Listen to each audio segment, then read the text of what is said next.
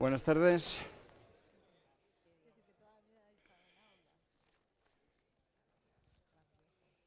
Bueno, soy Javier Nadal, el vicepresidente ejecutivo de la Fundación Telefónica. Me corresponde iniciar esta sesión. Lo primero de todo que me corresponde es dar las gracias a todos por estar aquí, presentes, que es una vez más un placer ver cómo respondéis a nuestras iniciativas.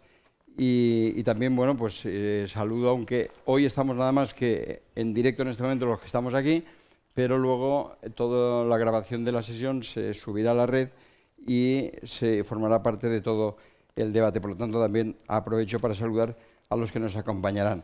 La sesión va a ser ahora una breve presentación por mi parte y después tendremos en un vídeo un resumen de la ponencia de Roger Schank en México y quedará pie luego a la mesa que moderará José de la Peña y en la que participarán Maite Larrauri, Ana Cobos y Mariano Fernández Enguita, a los que presentará con más detalle Pepe después. Yo quería simplemente dar algunos datos y encuadrar lo que hoy va a ocurrir. Decir, bueno, yo creo que todo el mundo lo sabe, pero me parece interesante repetir y recordar que este es un encuentro que dura 18 meses, que es una innovación desde el punto de vista de debate, por el hecho de participar muchos países y además elegir temas diversos que ocurren en la red y que después tienen un momento de presentación física como este de aquí.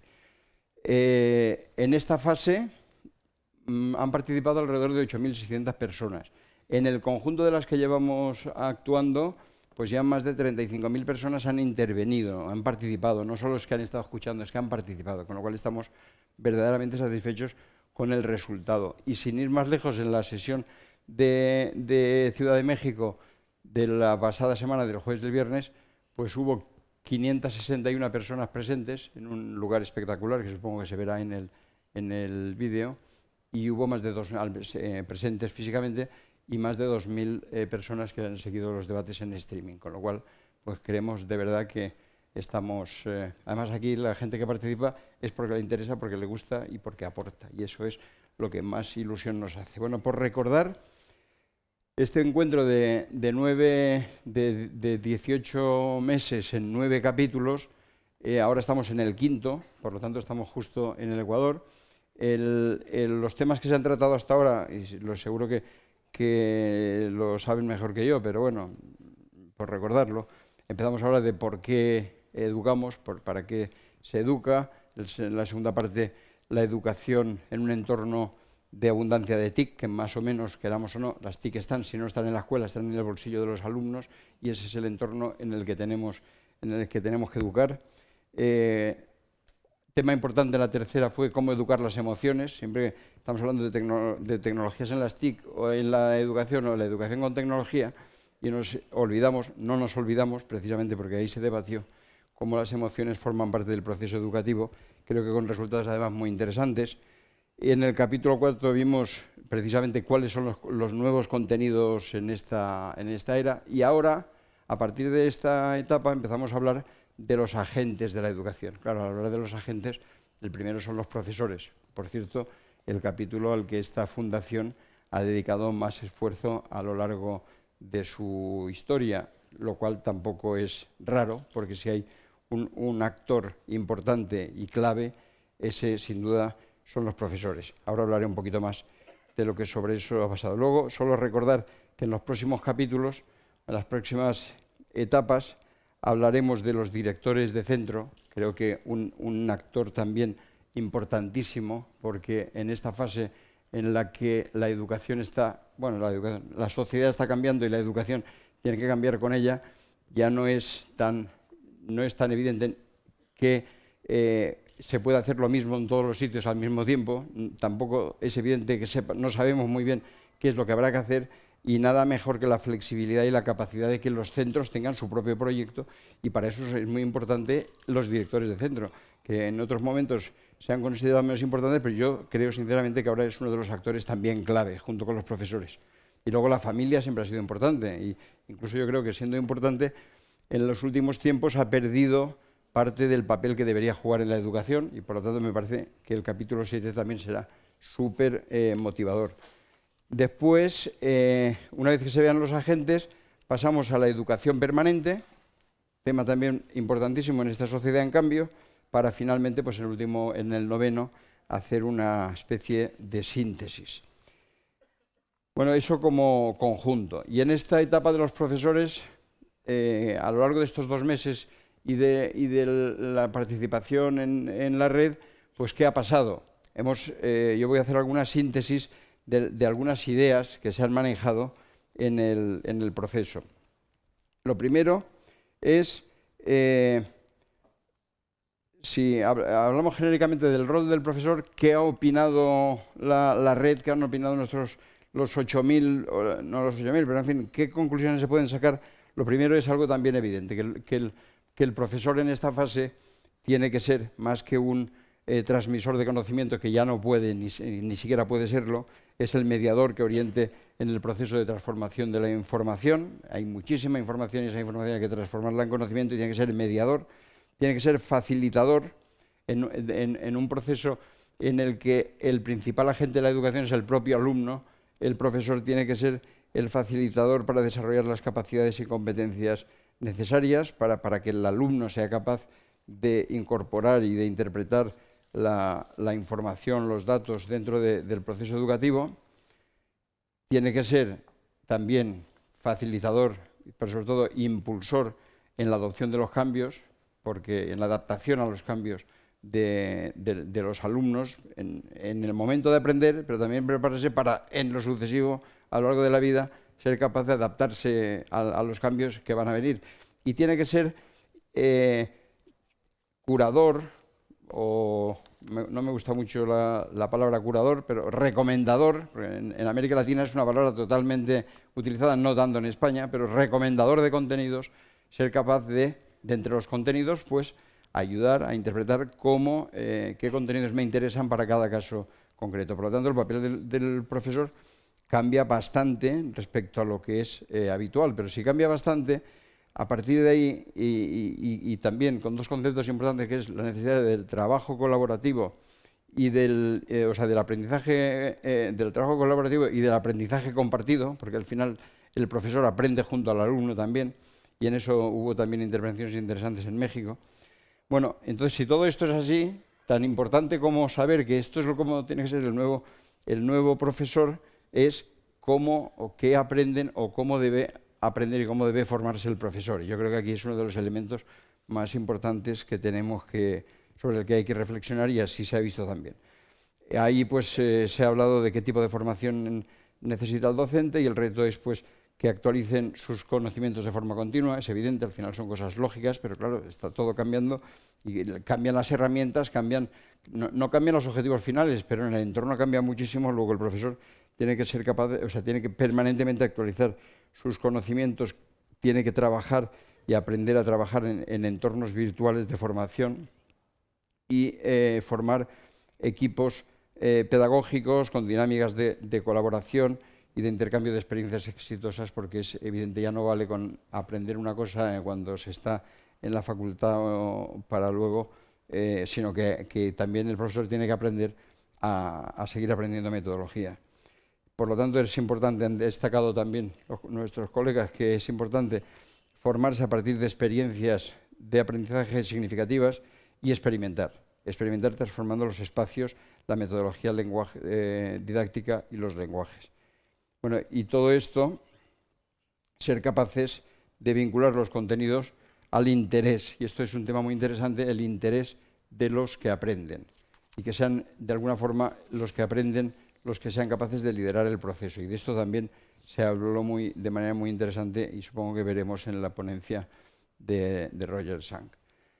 Bueno, y luego el otro capítulo en el que ha habido también un debate interesante es qué tiene que hacer, qué hay que hacer dentro de la escuela, qué rol tiene que tomar el profesor, ya no solo en el aula, sino en la escuela. Y en la escuela se señala el papel estratégico de liderazgo del profesor en el cambio educativo. Yo creo que es importante el liderazgo, aunque yo creo que esto habrá que matizarlo y complementarlo en el capítulo siguiente con el papel del director, yo diría, y del equipo docente, pero evidentemente los profesores tienen que ser capaces de liderar el proceso y de empujarlo.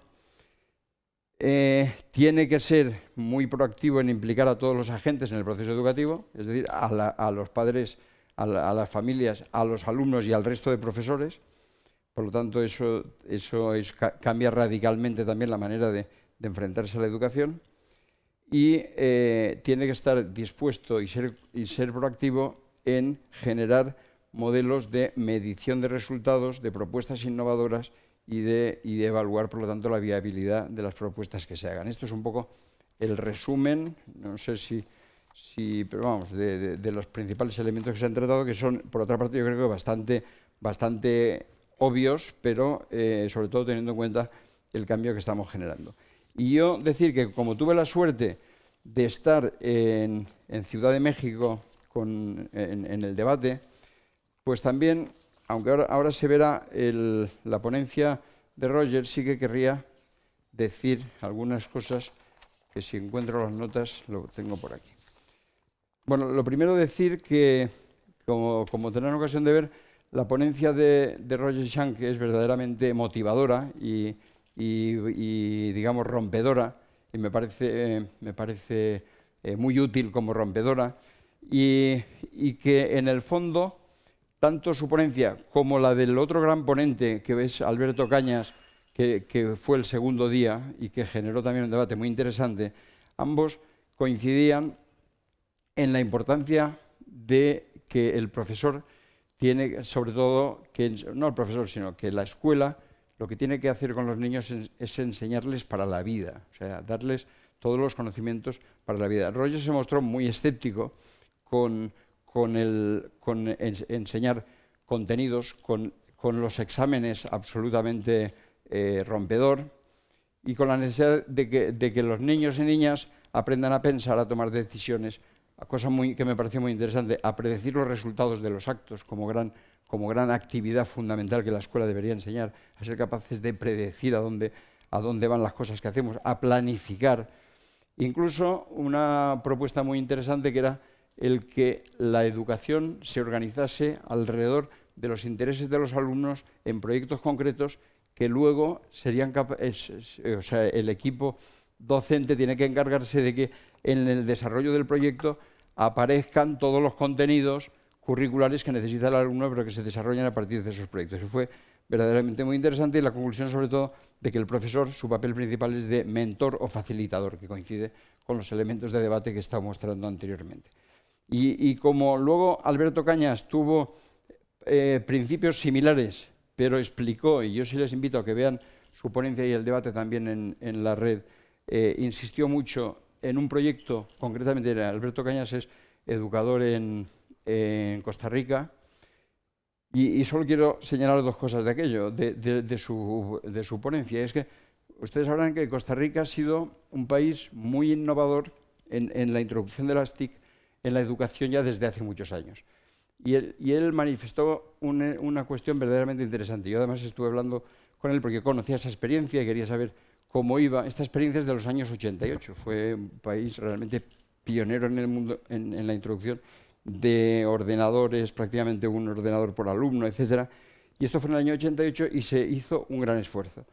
Y parece que precisamente ahora, en 2013 o 2012, han hecho un análisis porque claro, la idea, como todos cuando empezamos con estas cosas, piensan, vamos a introducir la tecnología, vamos a hacer todo el esfuerzo y luego los chicos van a tener mejores resultados en matemáticas, en lengua, en no sé qué. Bueno, pues curiosamente han hecho mediciones de cuánto ha impactado la tecnología en mejorar los resultados, y dice que los resultados no son espectaculares y que más bien parece que la tecnología no ha mejorado los resultados o el conjunto de resultados no ha mejorado. ¿Ha fracasado entonces el sistema? No, curiosamente lo que dice es que en cambio lo que sí han podido medir, y eso es evidente, no es que se pueda medir, es que es evidente que Costa Rica hoy es el país de Centroamérica o quizá de América que tiene mayor número de programadores, que la economía basada en el software y en el conocimiento tiene un volumen de empleo y de actividad equivalente a la economía del café, que es economía clave en Costa Rica. Con lo cual él dice, bueno, lo pusimos para esto, en esto no está claro que haya mejorado, pero tampoco lo ha empeorado, pero bueno, se ha usado la tecnología. En cambio, el hecho de que todos los alumnos en el aula hayan sido capaces de manejar los ordenadores y de familiarizarse en eso, posiblemente está en la base de que hoy Costa Rica sea un país líder en esta otra, es decir, en la cultura digital. Por lo tanto, oye, pues tampoco está mal el resultado. Luego decir una sola cosa, que también me parece muy interesante la metodología que él aplica personalmente, que son los mapas conceptuales, sobre lo que no voy a entrar porque tampoco lo entiendo tanto, pero que sí que me pareció una cosa fácil e interesante y un cambio revolucionario en la educación. Y para terminar, tanto uno como otro, al final, si yo tuviera que sacar una conclusión global de lo que allí escuché, es que todos evidentemente estamos pensando y estamos trabajando por mejorar las competencias del siglo XXI, en lo que estamos todos convencidos, pero que al final las competencias del siglo XXI son las competencias de toda la vida, que son las competencias precisamente de flexibilidad, de capacidad de pensar, de capacidad de tomar decisiones, que eso, con o sin tecnología, esas competencias se tienen que llevar adelante, que la tecnología ayuda y que la tecnología está ahí y que hay que usarla, pero que no nos confundamos que las tecnologías o que las competencias del siglo XXI no son la tecnología, que son algo más profundo. Bueno, y ese es un poco el resumen, y si sirve de introducción para el debate de hoy, pues estaré encantado. Muchas gracias.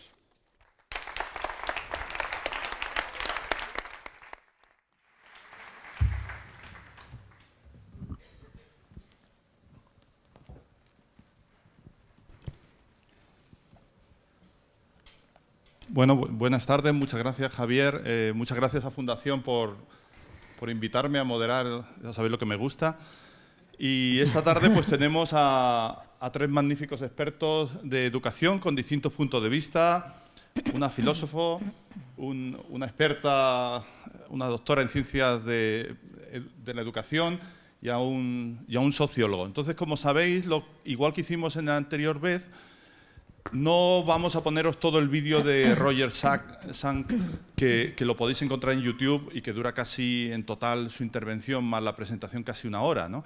Sino que le hemos pedido a cada uno de ellos que tome un trozo de ese vídeo, que os haga sentir el sabor de cómo era su intervención, lo podéis ver con tranquilidad, y cada uno de ellos, a propósito de lo que han elegido, pues harán un comentario. Entonces voy a ir presentándolos, para no de golpe, sino voy a ir presentando a cada uno de ellos, y entonces ponemos el trozo del vídeo y él después lo comenta, o ella lo comenta pues 5 o 10 minutos después, ¿de acuerdo? Entonces empezamos con Mariano Fernando Senguita, que es catedrático de Sociología de la Complutense, que es escritor de libros que todos conoceréis como Profesión docente y comunidad escolar, La cara oculta de la escuela, Educar en tiempos inciertos. Y entonces con él empezaremos, y empezamos con tu trozo elegido de Roger Schank. Adelante.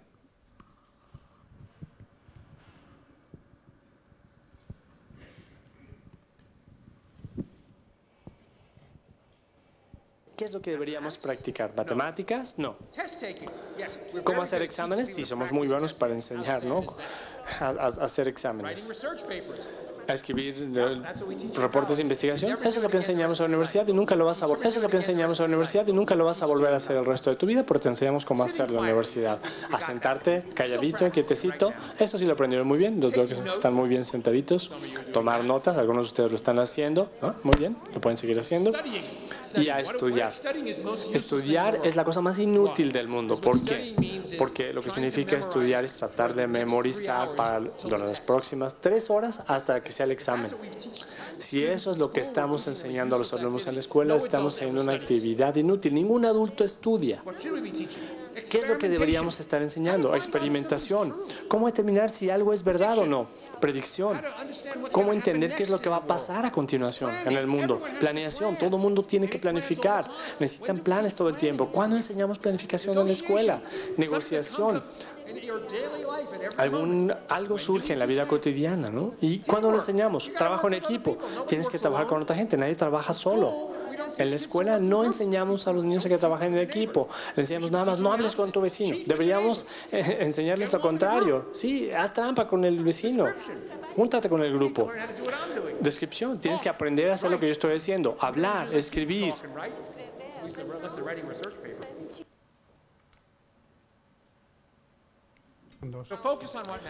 Hay que concentrarse en lo que realmente importa. Planear.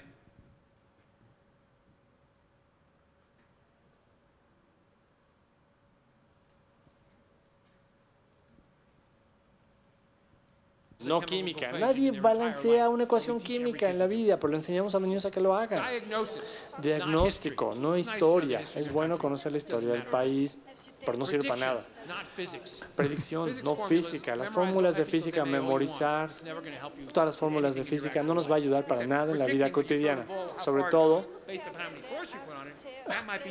a lo mejor sería útil si uno está lanzando una pelota, pero uno necesita saber, inconscientemente necesita saber qué tan fuerte está tirando la pelota. Experimentación, no economía. Traten de vender esto, a ver qué pasa. Influencia, no literatura. Hay que dejar de leer Don Quijote. No sé, no les puedo decir en cuántos países hispanohablantes están leyendo Don Quijote. No sé por qué. Todos los... Entonces, si el fracaso es el que comienza el proceso de aprendizaje, hay que plantearse 3 preguntas. 1, ¿cómo crear situaciones en las cuales los alumnos puedan fracasar, puedan fallar?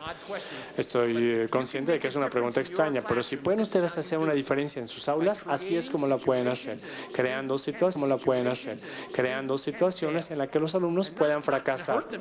No lastimarse, no hacerlos llorar, pero simplemente para que puedan mejorar. ¿Cómo funciona la enseñanza en esa situación? Creando la situación y estando ahí para apoyarles. ¿Qué es lo que deberíamos aprendiendo y enseñando? Mi compañía se llama Socratic Art porque yo creo en el método socrático de la enseñanza. ¿Cómo es? Alguien hace una pregunta y yo digo, no sé, ¿tú qué opinas? La idea es que los niños lleguen a la respuesta. Uno puede ayudarles, ¿no? Cuando la tienen a la respuesta correcta. Entonces, ¿qué puede hacer el maestro? Puede crear estas situaciones de la manera que puedan. En vez de enseñar economía, permitan que los niños pongan un negocio. En vez de enseñarles matemáticas, permítanles que empiecen a programar una computadora. En cada caso pueden empezar cosas que son similares a sus materias, que son habilidades más útiles. Permítanles que sigan su pasión y estén ahí para ayudarles. Iniciar el fracaso es lo que yo llamo la solución corta. Pongan a los alumnos en situaciones que a ellos solos les resulten difíciles. Hay que mentorar el fracaso. ¿Cómo? Si uno quiere aprender y si uno quiere que nuestra gente a nuestro alrededor aprenda, tiene que preparar las situaciones y preparar los recursos que faciliten el aprendizaje. Esto es algo que desarrollé para niños chiquitos de 6 años, sobre todo hombres. Se me ocurrió la idea de que a los niños les gusta romper, aplastar las cosas y construir máquinas. Entonces desarrollamos un plan sobre cómo construir un barco, un cohete, un vehículo de viento, un superdinosaurio, cómo diseñar y construir puentes, cómo lidiar con una sequía, como una máquina que fabrica chatarra, basura. A los niños les encanta esto. ¿Cómo aprenden a leer? Leyendo el manual que les dice cómo construir el cohete. ¿Cómo aprenden matemáticas? Bueno, hay matemáticas dentro para ayudarles a hacerlo. No se los estamos enseñando como materias. Lo mismo que aprenderían lectura, escritura, aritmética, de una manera que haga que estén ansiosos por ir a la escuela porque se están divirtiendo. Las situaciones que creemos deben incluir aprendizaje haciendo, deben incluir la posibilidad de fracasar, deben incluir estas historias, anécdotas justo a tiempo. Los grupos deben trabajar en equipo.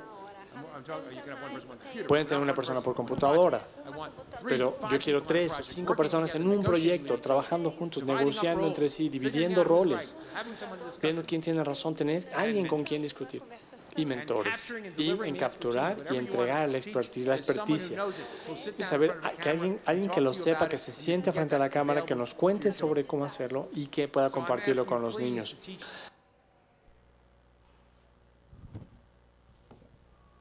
Bueno, estos eran los dos, ¿no? Mariano. Sí, creo que sí.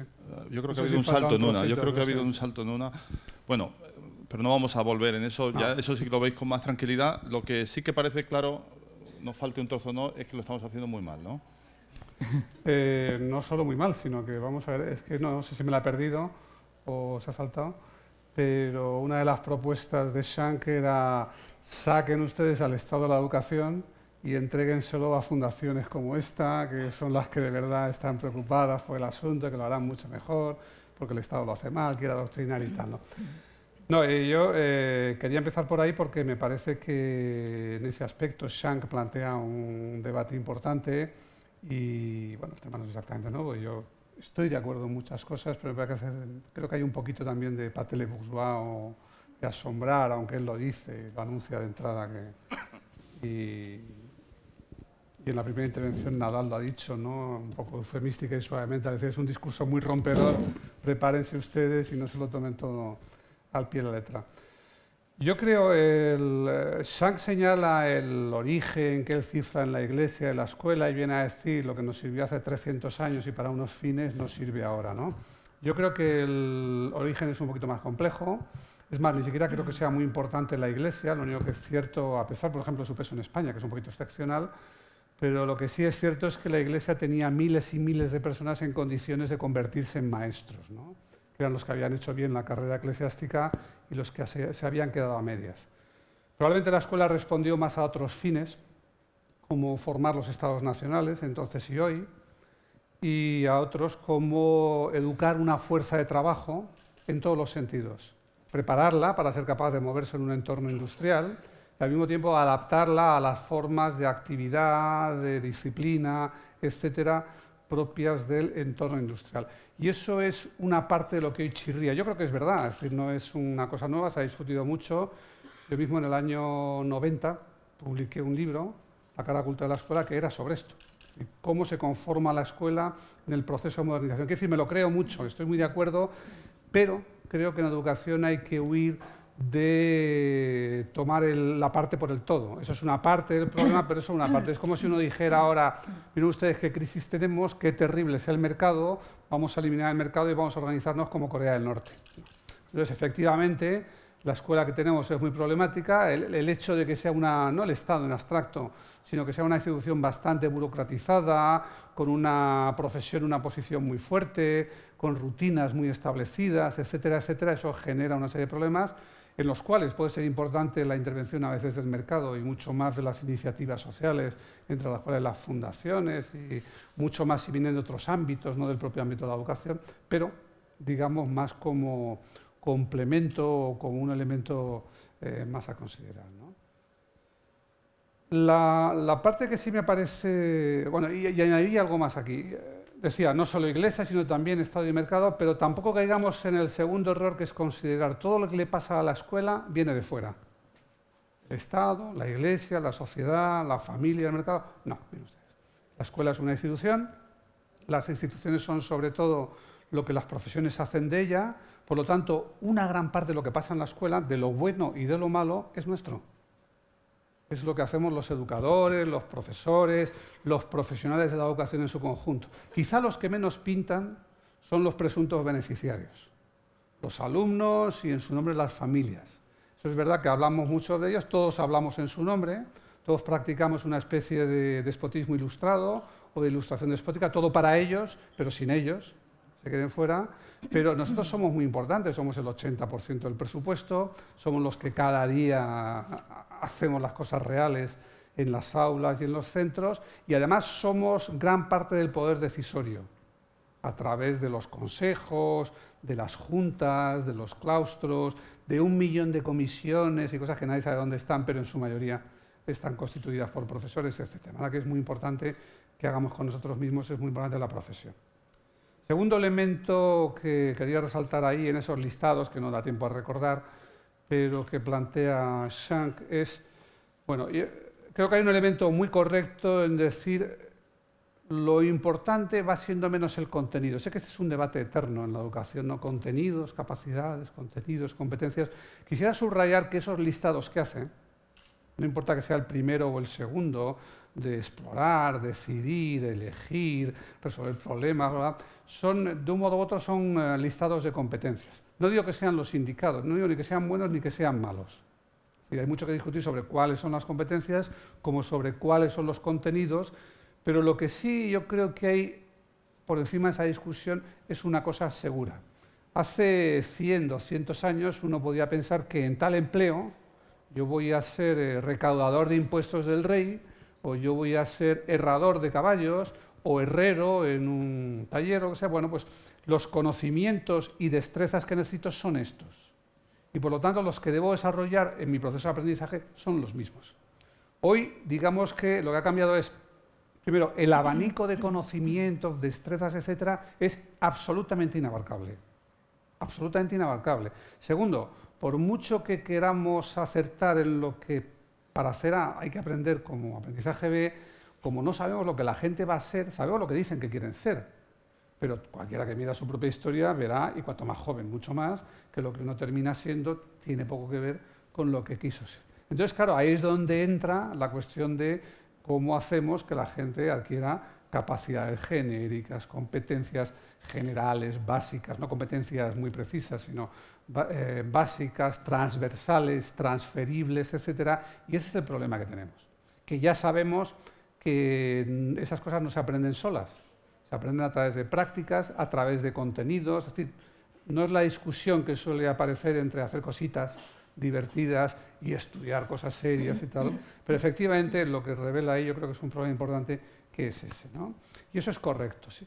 Lo que pasa es que, en cierto modo, siempre fue así y hoy es mucho más. La buena noticia, la mala noticia es que no tenemos ni idea de qué seremos y por lo tanto tenemos difícil decidir qué aprendemos. La buena noticia es que el nuevo contexto o el cambio de contexto forzado o traído por las tecnologías de la información y la comunicación, por las redes o servicios de redes sociales en los que la gente aprende, se relaciona, etc., por los nuevos medios sociales, esos videitos, textos, cacharritos que la gente, los ordenadores que se desmontan, etc., y por las comunidades de aprendizaje en línea o virtuales, ese nuevo contexto permite una serie de posibilidades nuevas. Yo creo que Shang señala esto muy bien, ¿no? Y de hecho él produce algunos de los productos, perdón por la redundancia, para hacer eso.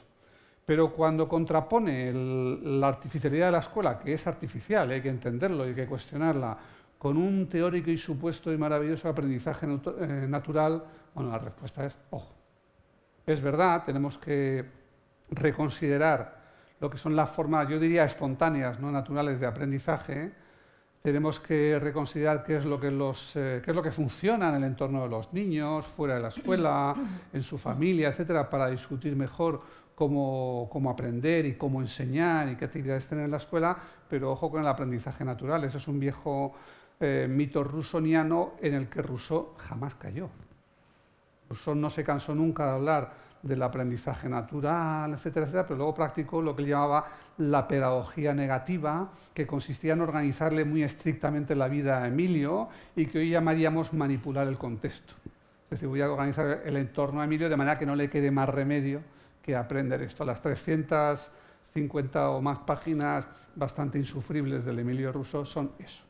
Son como el ayo Jean-Jacques manipula sistemáticamente al discípulo Emile, ¿no? Entonces, ese aprendizaje natural no existe y debemos tener cuidado con lo que decimos. Por ejemplo, Shang decía una y otra vez, ¿por qué no enseñamos a estos niños de 10 y 11 años a programar, más o menos, en lugar de que pierdan tiempo en la escuela?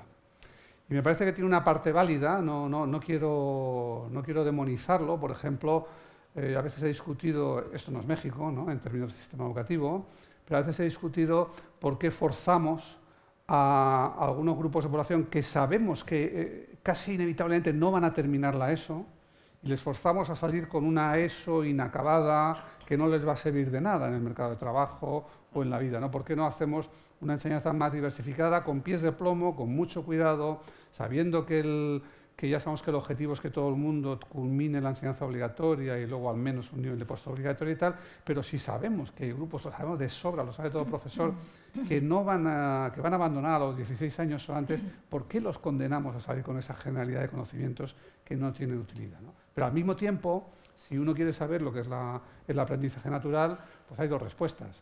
La rápida, que es su resultado es el niño gacela, no hay más, no da más de sí. El aprendizaje no es natural en ningún contexto humano, no lo es en una familia, no lo es en una comunidad, no lo es en ningún lado. Tenemos que discutir cómo es, tenemos que afinar, pero no podemos dejar simplemente decir, a demanda, que los niños aprendan lo que quieran, a pedido, ¿no? Y la respuesta menos simple sería, bueno, pues mire usted la diferencia en cualquier lugar del mundo entre la gente que tiene muchos años de educación y la que tiene pocos años de educación, entre la que ha ido a la escuela y a la que no.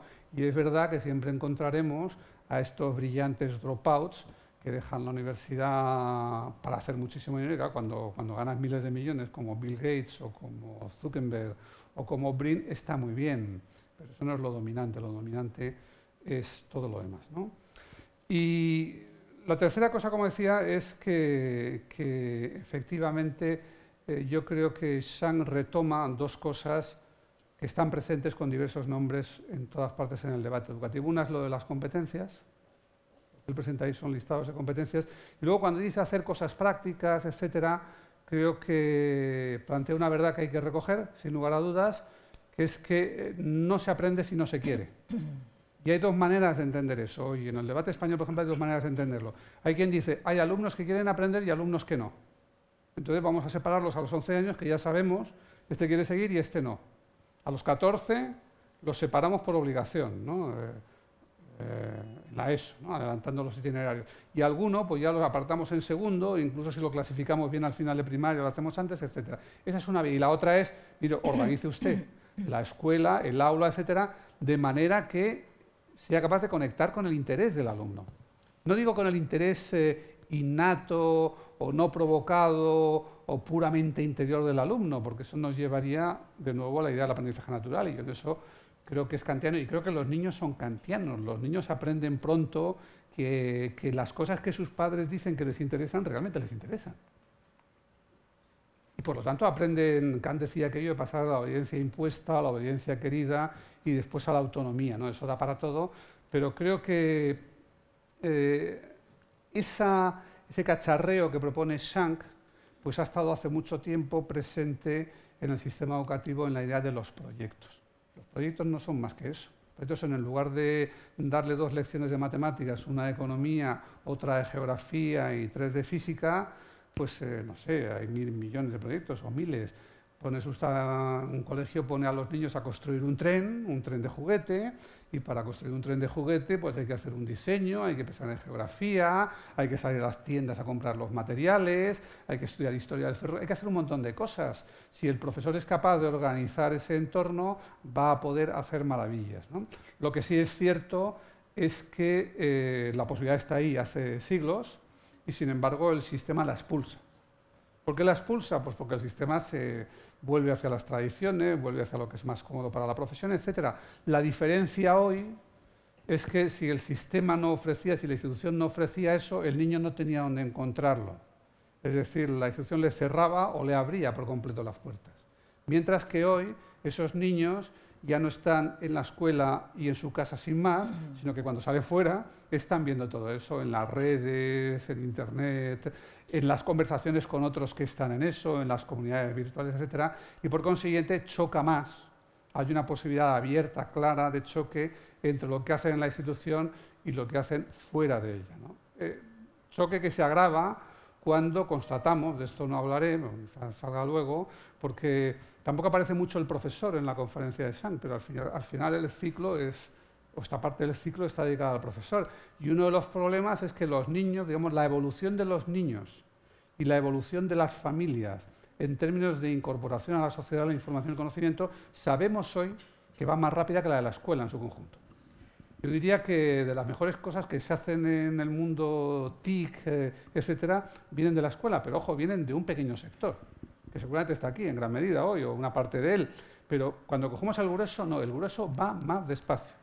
Lo constata cualquier niño en su experiencia individual y lo constatamos a través, por ejemplo, de las encuestas de uso de las TIC, que nos dicen cómo crece su uso en la escuela, en la familia, etcétera. Termino aquí, no hay más. Gracias. Pues muchas gracias. Pasamos ahora a Maite Larrauri, que es doctora en Filosofía de la Universidad de Valencia y autora de la colección Filosofía para Profanos, y ella nos ha marcado mucho que digamos que ha sido profesora toda su vida, ¿no? Entonces vamos a pasar a ver el trozo de la conferencia de Roger Schank que ya he elegido y ya la comenta luego.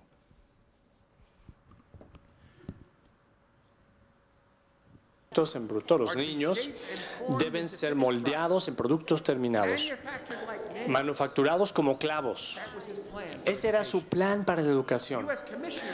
La Comisión de Educación en Estados Unidos dijo, el gran propósito de la escuela se puede lograr de mejor manera en áreas, lugares oscuros, feos, sin aire. Consiste en dominar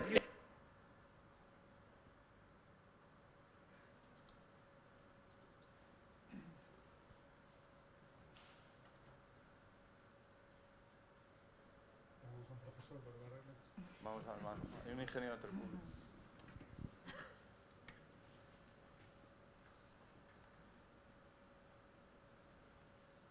de Educación en Estados Unidos. Educación en Estados Unidos dijo, el gran propósito de la escuela se puede lograr de mejor manera en áreas, lugares oscuros, feos, sin aire. Consiste en dominar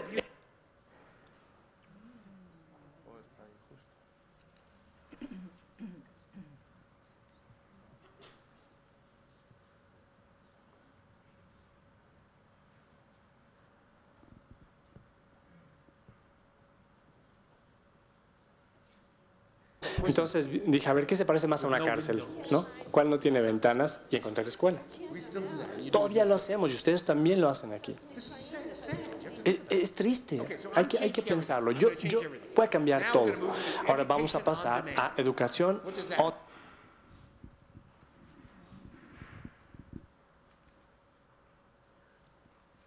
Demand. ¿Qué significa esto? Significa que si yo quiero que me eduquen, ayúdenme a hacerlo. O si no, déjame en paz, déjame tranquilo.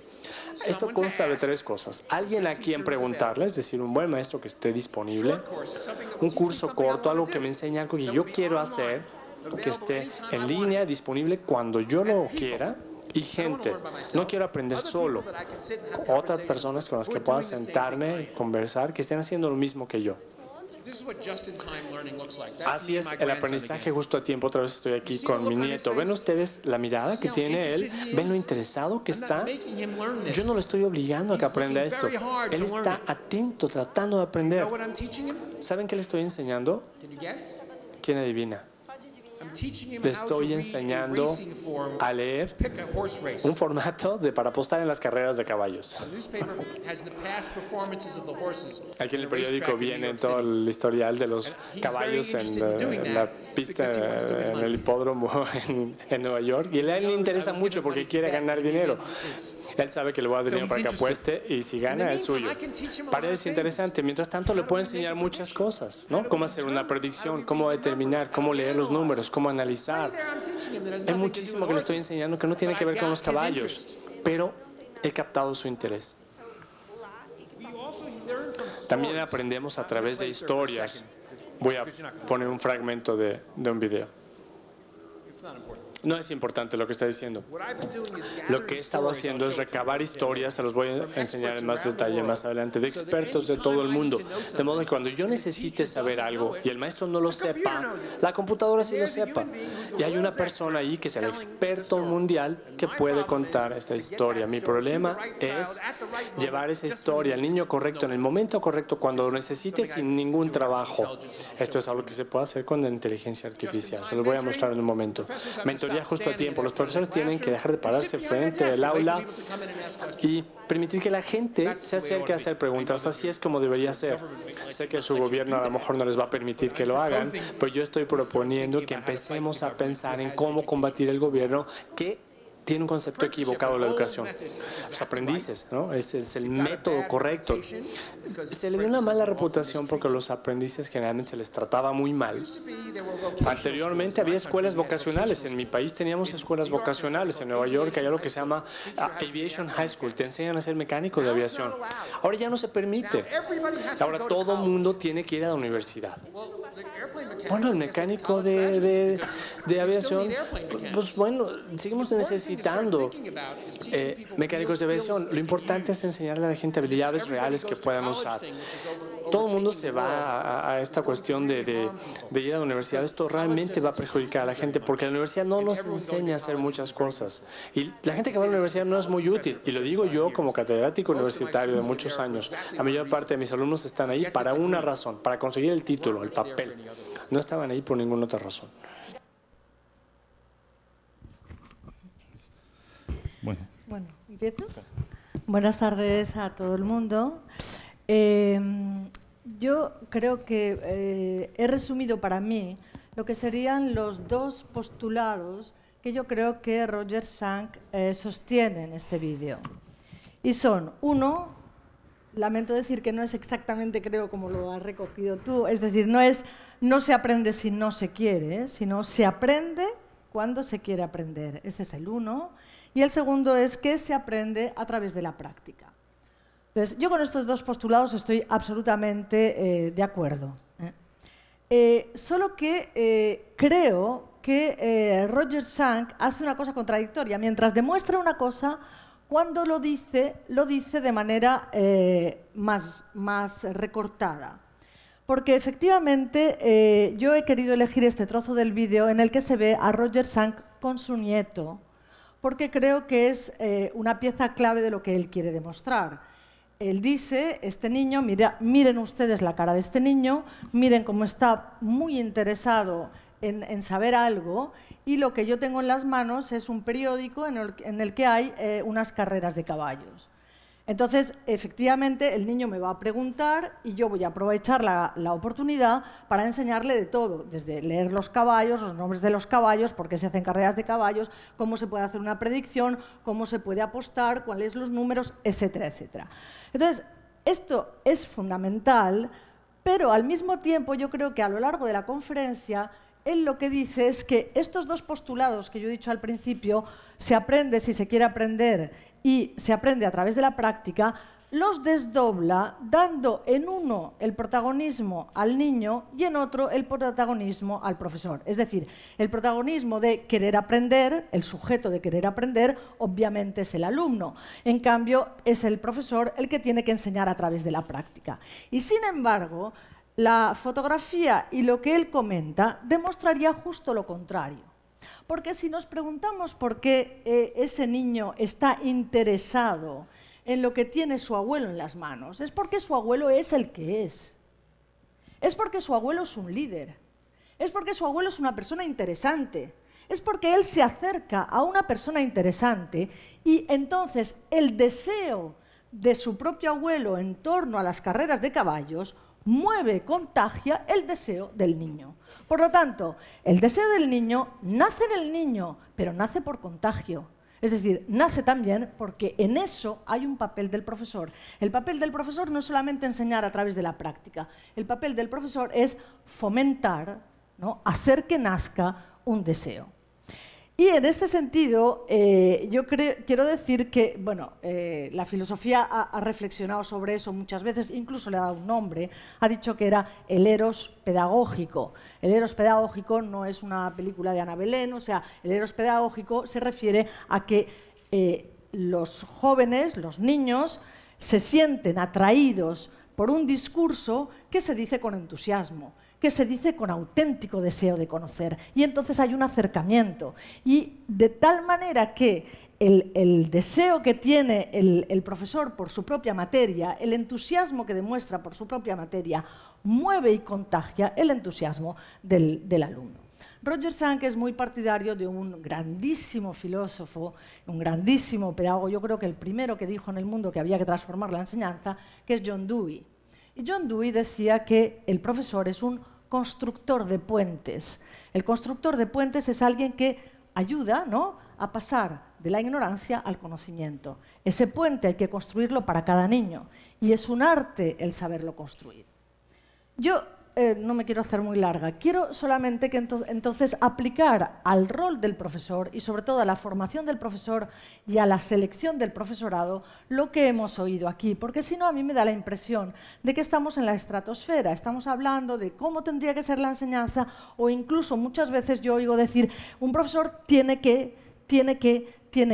Pero el asunto no es un profesor tiene que, el asunto es que estamos en España, tenemos un montón de profesores, tenemos un montón de escuelas y habría que saber qué es lo que hay que hacer. Así que permítanme que yo aplique a la formación del profesorado exactamente la misma fórmula que Roger Schank da para aprender. Es decir, aprende a ser profesor el que quiere aprender a ser profesor. Punto 1. Punto 2. Aprende a ser profesor el que aprende a través de la práctica. Y entonces todo se viene abajo. Todo se viene abajo. ¿Por qué?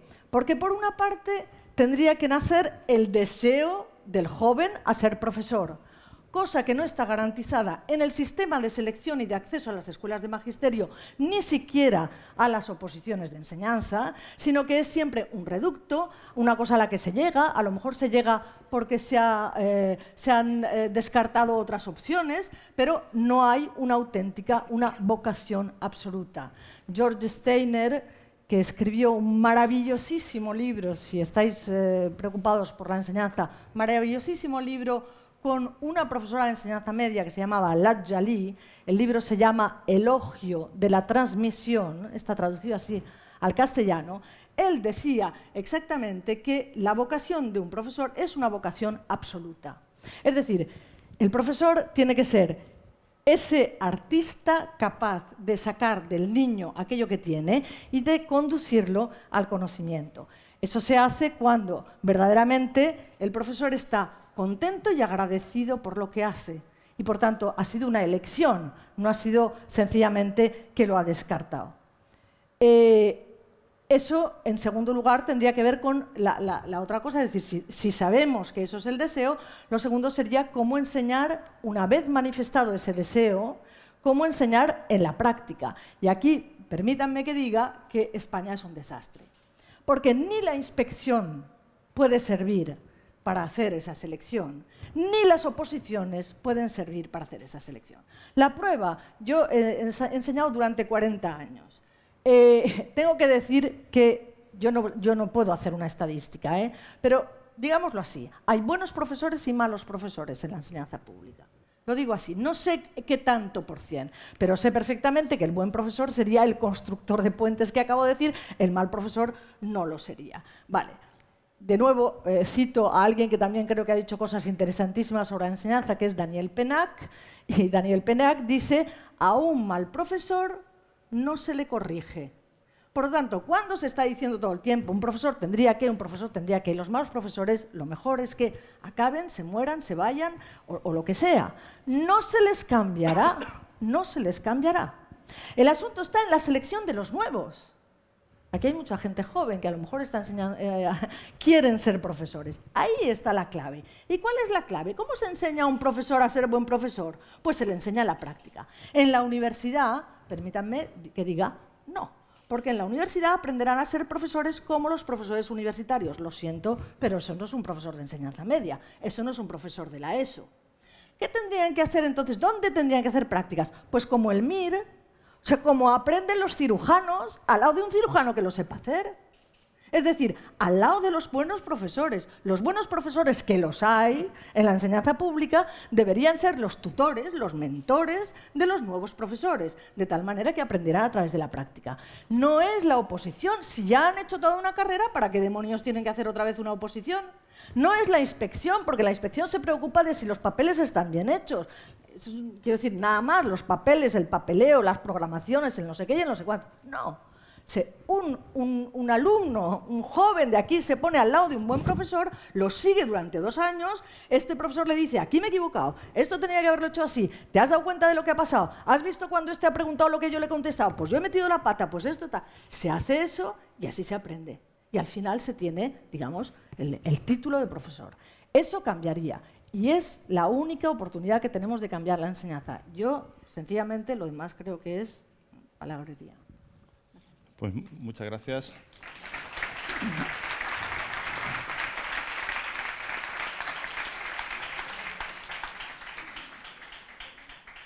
Y ahora presentamos a Ana Cobos, que es orientadora, coordinadora provincial de orientación educativa de Málaga y doctora en Ciencias de la Educación. Entonces vemos tu...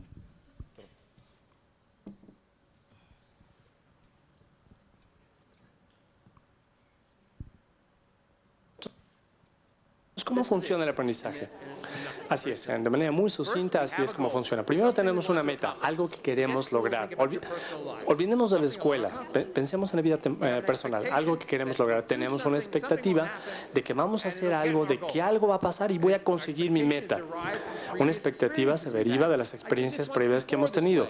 Es que anteriormente ya había hecho yo esto de esta manera.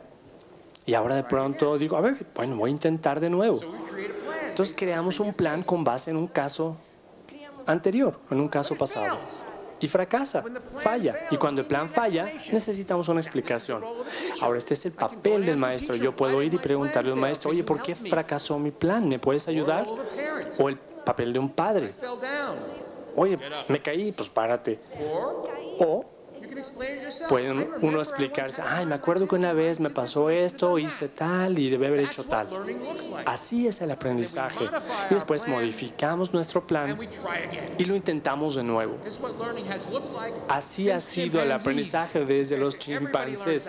Todo mundo aprende de la misma manera. Así es como se ve el aprendizaje. Imagínense que los fuera yo a llevar a su primer paseo en cohete. Hey, vamos a subirnos a un cohete el día de hoy.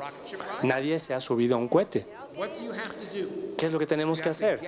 Tenemos que recopilar nuestras experiencias pasadas. Ok, una vez viajé en un tren bala, una vez viajé en avión, por primera vez, he soñado con ir a la luna, y de alguna manera todo esto es una base de información que crea unas expectativas acerca de lo que va a pasar en este paseo en cohete. Y van a estar equivocadas, pero está bien, porque vamos a aprender. Así es como siempre ha funcionado el aprendizaje y la comprensión. La escuela es una idea muy nueva, establecida por la Iglesia. No me refiero a una iglesia en particular. Todas las religiones han impulsado la idea de que debemos tener escuelas. ¿Por qué? Porque ellos nos quieren decir la verdad. A ver, ¿por qué los gobiernos de este país y otros países, por qué se dedican a decir la verdad? ¿Por qué sentimos que es nuestro deber decirle a todo el mundo la verdad? Yo creo que el gobierno no debería dedicarse a la educación. Una de las razones por las que vine aquí el día de hoy es porque lugares como la Fundación Telefónica tienen la clave para corregir la educación, porque no están trabajando para el gobierno. El tema es que el currículum, los planes de estudio del gobierno, ayer lo preguntaba cuando estaba en la escuela, la gente de Telefónica dijo, es que ese es el programa del gobierno, no lo podemos cambiar, pero hay que cambiarlo, porque en todos los países el programa de gobierno, el programa del gobierno aún está a un paso de ser una estupidez. Todos ustedes son profesores, a lo mejor se ponen a la defensiva cuando yo digo eso, pero voy a explicar por qué. Empecemos primero con cómo empieza la educación. Empieza con curiosidad. El primer paso es la curiosidad.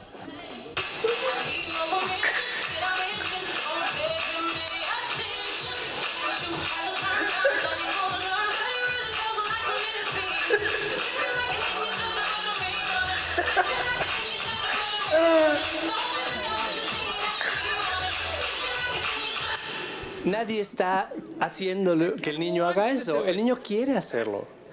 Así es como empieza. ¿Cómo es el aprendizaje real? ¿Uno quiere aprender a disparar un rifle? ¿No? Ese es aprendizaje real. Uno quiere aprender a llevarse bien con el sexo opuesto. Tiene uno que sentarse a cenar con el sexo opuesto y tratar de descifrar cómo funciona. Nuestros ancestros querían aprender a matar un mamut.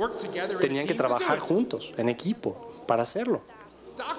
Los médicos aprenden practicando con la gente. A lo mejor no se han dado cuenta, pero así es como aprenden, practicando con la gente. Las características del aprendizaje real es que ocurre en forma natural, está impulsado por la curiosidad, está impulsado por necesidades reales, está impulsado por la emoción. Uno siente las cosas. La emoción es lo que pone en movimiento el aprendizaje, y por la confusión uno dice, híjole, no lo entiendo, por eso quiero saber.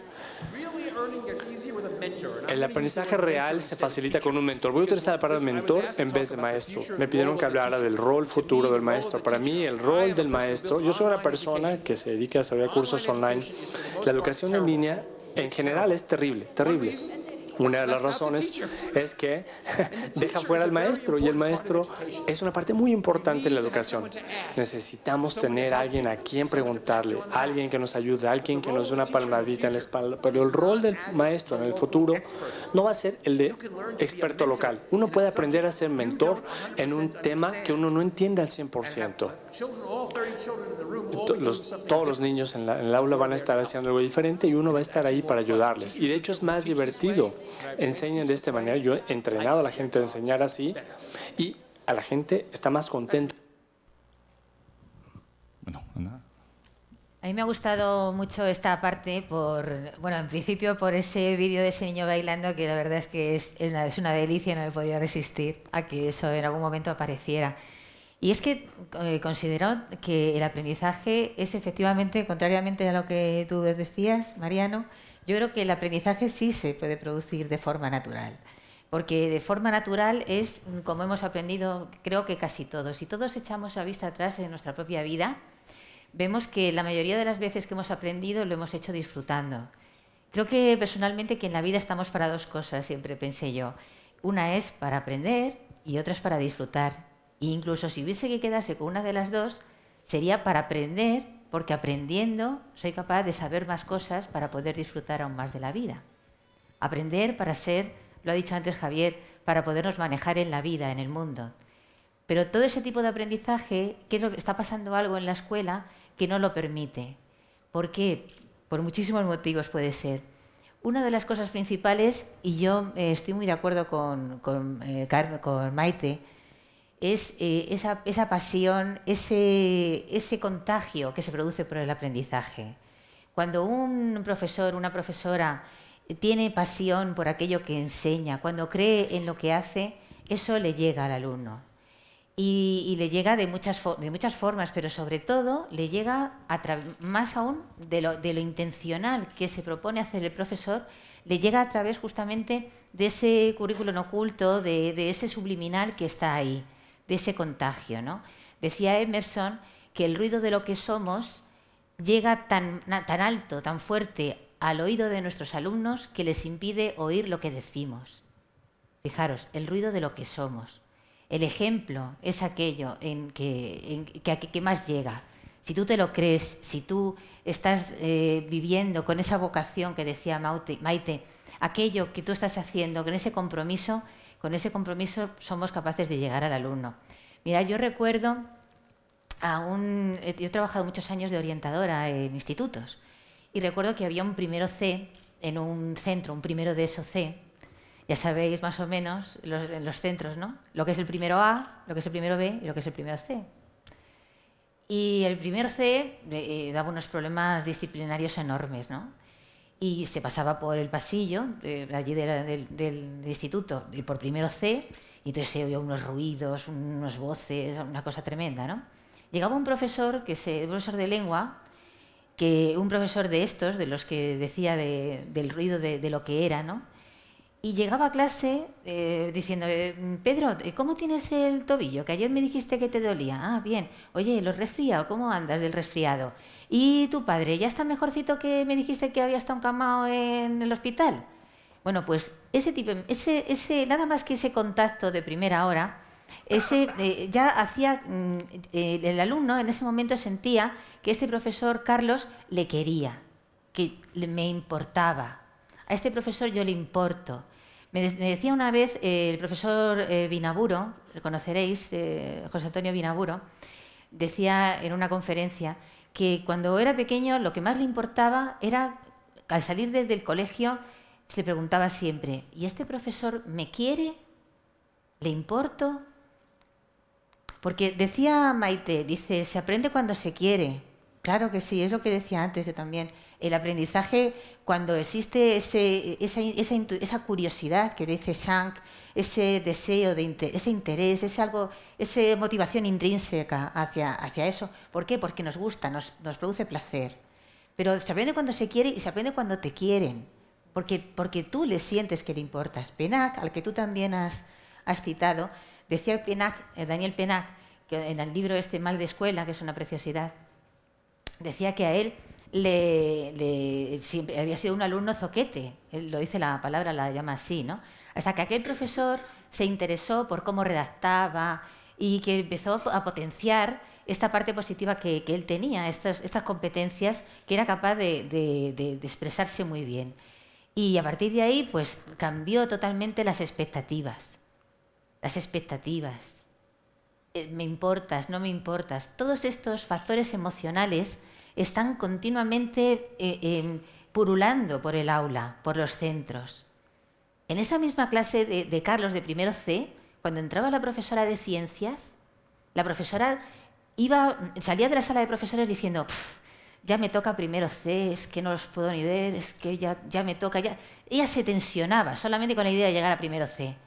Y los chavales de 12 años, al llegar a clase, se notaban perfectamente que esa profesora no quería estar allí, que no les importaba a esa profesora, que estaba deseando que terminara la hora para irse, y que siempre, y era cierto, cada vez que tenía la más mínima ocasión, en una sesión de evaluación, en cualquier momento, hablaba mal de ellos, no los quería.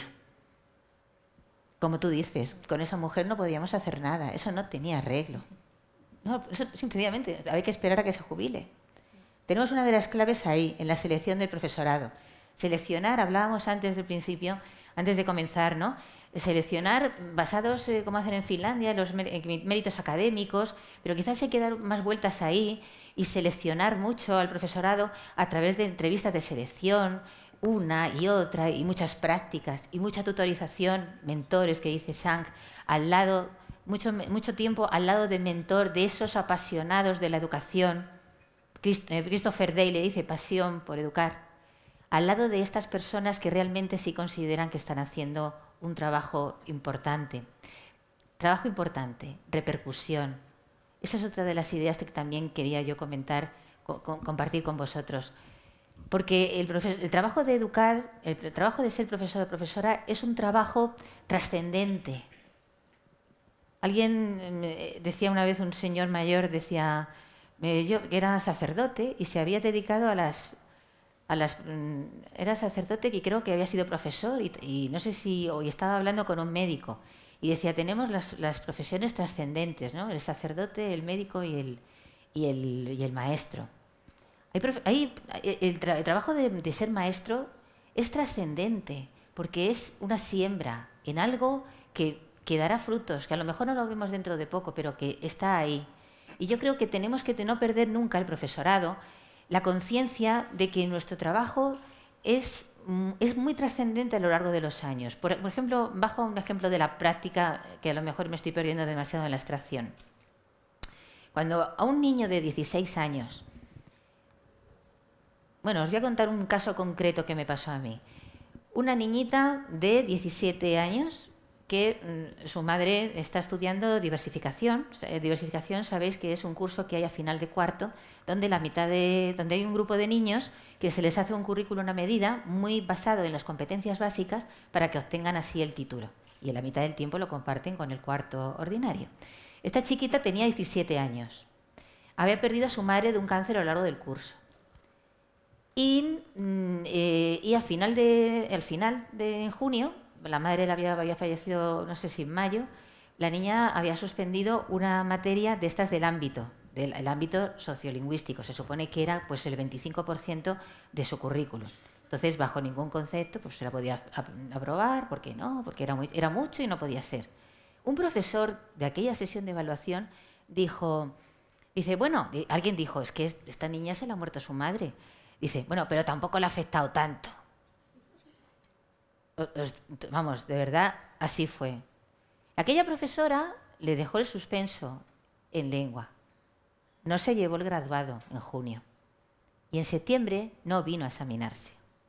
Porque en su casa ya no tenía una madre, ya no tenía nadie, y su padre seguramente estaría hecho polvo el hombre, y no tenía nadie que en ese momento le recordara lo importante que era ir al instituto a presentarse para sacar el graduado. Ese pequeño ejemplo demuestra cómo la trascendencia de nuestros actos. Porque entre poner o no un aprobado a esa chica puede ser todo el diseño de su futuro, todas sus expectativas. Quizás con el graduado se hubiera animado a estudiar un ciclo. Quizás con el graduado se hubiera animado a buscar trabajo en verano y hubiera cambiado su vida. Pero sin graduado está fuera del sistema.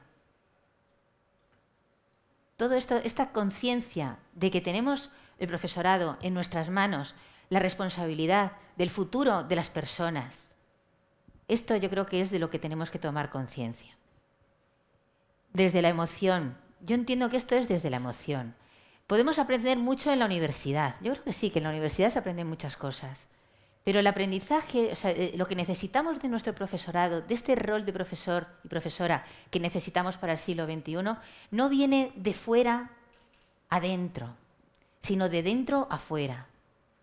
De implicarme, de que me importe Daniel Penaz cuando es un niño porque creo en él que puede hacer cosas, de que me importe, de que me implico. Decía Miguel Ángel Santos, la letra con sangre entra, pero con la sangre del profesor, de quien se implica, quien lo lucha, quien, como decíamos antes en Finlandia, quien no deja que ninguno se le quede atrás. A veces vemos a profesores que parece que tienen el cetro de la justicia. Al que me llega a este nivel, le apruebo. Al que no llega a este nivel, le suspendo. Y aquí estoy yo simplemente para decidir quién sigue o quién no sigue. No, eso lo puede hacer cualquiera. Eso no es ser un profesor. Eso es ser un evaluador, un medidor. Eso a lo mejor lo puede hacer hasta una máquina. Lo que necesitamos es del otro, de ese profesor que dice, no, no, tú no te me quedas atrás, tú te sigues conmigo. Tengo que conseguir éxitos para que tú veas que eres capaz. Como hacía el profesor de lengua, los niños con él sacaban notable, porque hacía cosas que estaban a su nivel, a su zona de desarrollo, dentro de lo que eran capaces de conseguir mañana. Poco a poco, con pequeños logros, se pueden conseguir muchas cosas.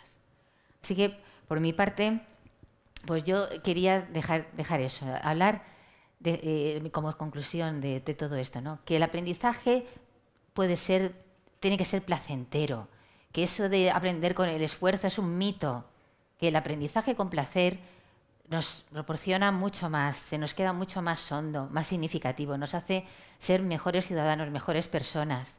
Aprender para disfrutar. Disfrutar no me refiero al hedonismo, me refiero al disfrute de la vida, de estar contigo, de disfrutar, de estar juntos, de hacer cosas por ti y recibir las que haces por mí, de crecer para el mundo, en un contexto, compromiso, esfuerzo, emoción, pasión. De todo esto podemos sacar cosas. Esa es mi aportación. Gracias. Muchas gracias.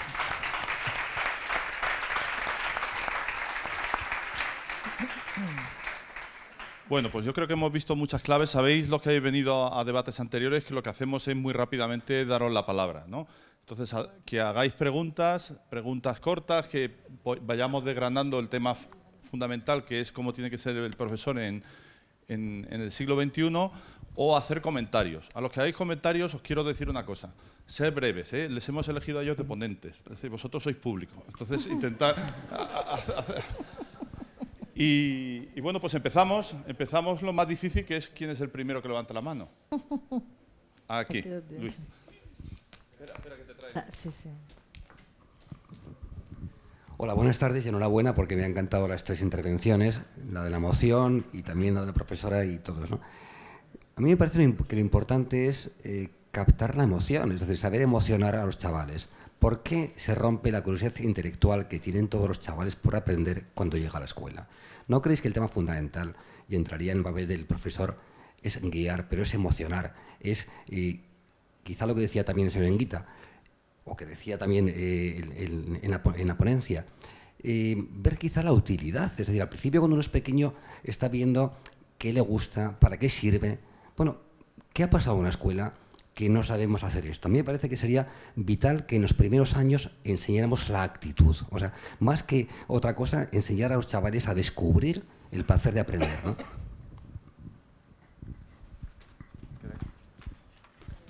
¿Quieres que comente? Sí, sí. Yo haría un comentario breve.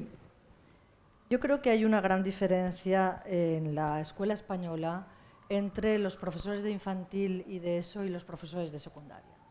Los profesores de infantil y de primaria son mucho mejores que los profesores de secundaria, con gran diferencia. En parte porque han tenido prácticas que desarrollar. Yo he visto desarrollar la práctica, yo he visto que han pasado a lo mejor un año en las escuelas aprendiendo, y entonces todo eso, acompañado quizá de que saben que depende mucho de la relación que ellos mantengan con los alumnos para poder transmitir algo más que la materia, ese deseo de aprender por parte de ellos, yo creo que en líneas generales, yo no tengo tampoco estadísticas, pero por la experiencia que yo tengo, siempre me ha sorprendido cómo las clases de infantil y las clases de primaria eran clases más activas, eran clases... Es verdad que los alumnos son más pequeños y más fáciles. El desastre en España es la secundaria. Ese es el desastre. Y es el desastre porque los profesores han estudiado en la universidad, se han hecho historiadores, se han hecho lingüistas, se han hecho filósofos, pero no saben enseñar ni lengua, ni historia, ni filosofía. Tanto es así que además el peso de la universidad ha estado marcando los currículums de la secundaria, con lo cual, por ejemplo, te encuentras que los profesores de lengua tienen que enseñar lingüística, no español, lingüística. ¿Por qué? Porque eso es lo que han aprendido en la universidad. Y los programas, pero los programas son el sintagma, pero no saben leer, no saben escribir, no saben redactar, no saben hablar, no saben recitar, o sea, no conocen, digamos, las competencias que serían de la lengua. Y todo eso es influencia nociva de la enseñanza de la universidad sobre esos futuros docentes, que cuando les enseñaban no iban a ser docentes, a lo mejor iban a ser historiadores o iban a ser poetas. El asunto está, por eso vuelvo yo he dicho, el asunto está en que se les enseña a través de la práctica. Es decir, ese lingüista o ese historiador, si de repente encuentra que tiene una vocación por ser profesor, primero tendrá que demostrarla de verdad a través de una decisión fuerte. Y después tendrá que hacer como un aprendiz de cirujano, ponerse al lado de los mejores y aprender de ellos. Y eso en secundaria no se hace y se está muy lejos de hacerlo. Yo quería añadir también a esto el aprendizaje sobre la práctica y es la identidad, la creación de la identidad profesional. Esto yo creo que es una de las cuestiones clave que no se tienen en cuenta aquí en el sistema educativo español. Si una persona quiere ser maestro, quiere ser maestra, es una decisión que va a tomar a los 18 años. Y antes, a lo mejor sí se llegaba un poco por descarte de las notas, pero ahora ya no. Ahora en la Universidad de Málaga, por lo menos en las universidades de Andalucía, a maestros se llega con una nota holgada. O sea, hay que elegir ser maestro.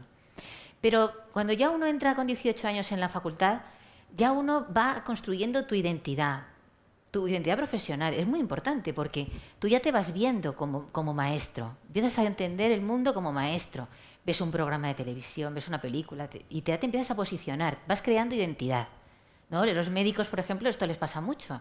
Con 18 años van creando esa identidad, ¿no? Porque ya saben que se van a dedicar a eso. Sin embargo, el profesor de instituto, con 18 años lo que estudió era filología, matemáticas, química, ingeniería. Y la construcción de la identidad ya no viene. Si acaso sobreviene cuando con 20 y tantos años, por descarte de no poder trabajar de historiador, de lingüista o de ingeniero, decide uno dedicarse, por cuestión de lentejas, a la educación. A partir de ahí ya vamos mal. Porque de ahí, fíjate, pues de esa falta de identidad profesional a crear la vocación y la emoción, pues casi ya nos conformamos con el mal menor muchas veces.